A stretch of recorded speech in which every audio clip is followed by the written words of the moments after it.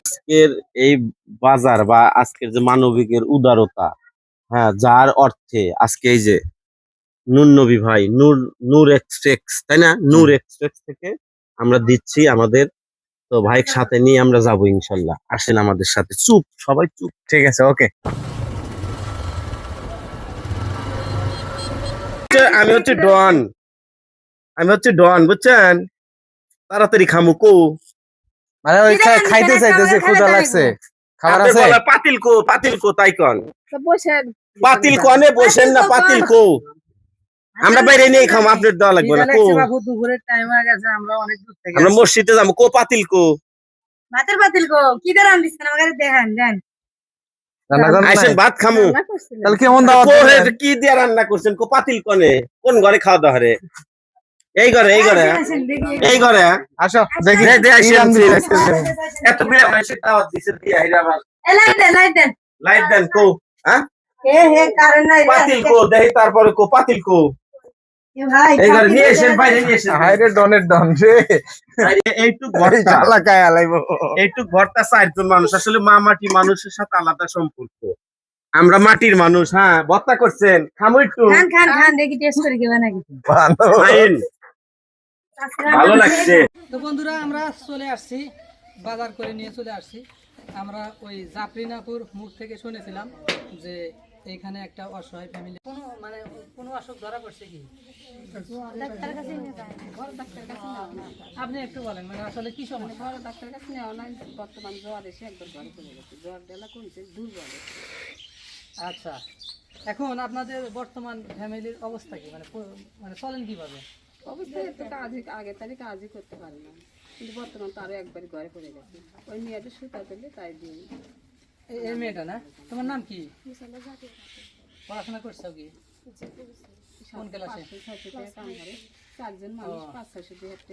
তাহলে বর্তমান যে আপনাদের পরিবারে যে টাকা মানে চলেন যে কি দিয়ে, মানে ইনকাম সোর্স কি?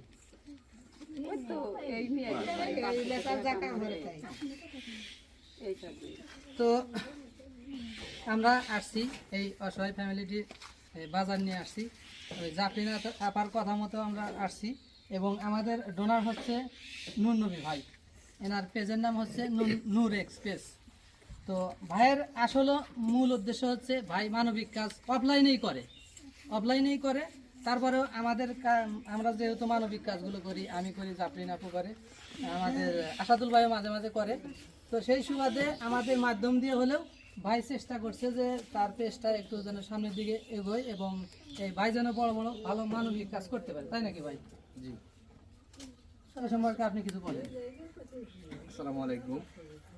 আসলে আমি যখন ইনফরমেশন পাই যে এরকম একটা ফ্যামিলি আছে, তো তাদের চলাফেরা একটু কষ্টকর, এবং সবচেয়ে বড় যে বিষয়টা হচ্ছে সেটা হচ্ছে যে আমাদের ছোট বোনটার বিয়ের ব্যাপারটা, ওটা নাকি কিছু টাকা পয়সার জন্য তাকে ওইভাবে পাত্রস্থ করা যাচ্ছে না।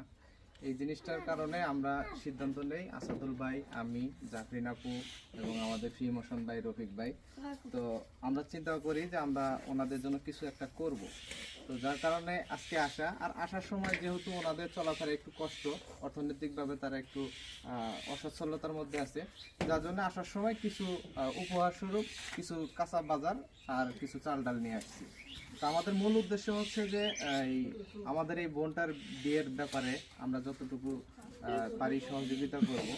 এবং আমি একটা কথা বলতে চাই যে যদি কোনো ছেলে ওনাকে ওনাদের সাথে পারিপার্শ্বিক পরিস্থিতি চিন্তা ভাবনা করে আত্মীয়তা করতে চায়, আমি আমার ব্যক্তিগতভাবে তাকে, সে যদি বেকারও হয়, আমি তাকে একটা কর্মসংস্থানের ব্যবস্থা করে দিতে পারবো। কিন্তু শর্ত হলে ইন্টারমিডিয়েট পাস লাগবে মিনিমাম। আমি বেকার ছেলে হলেও কোনো সমস্যা নাই, আমি তাকে একটা চাকরি নিয়ে দেবো, এবং দেশের শীর্ষস্থানীয় কোম্পানির মধ্যে একটা। তো এই ঘোষণাটা দেওয়ার জন্য আমি আসছি, এবং আমরা যারা কন্টেন্ট ক্রিয়েটর আসছি, আমাদের মাধ্যম দিয়ে যারা ভিডিওটা দেখবেন, যদি কেউ ওনাদের এই যে পারিপার্শ্বিক অবস্থার উন্নতি করতে চান, তাহলে ওনাদের সাথে সরাসরি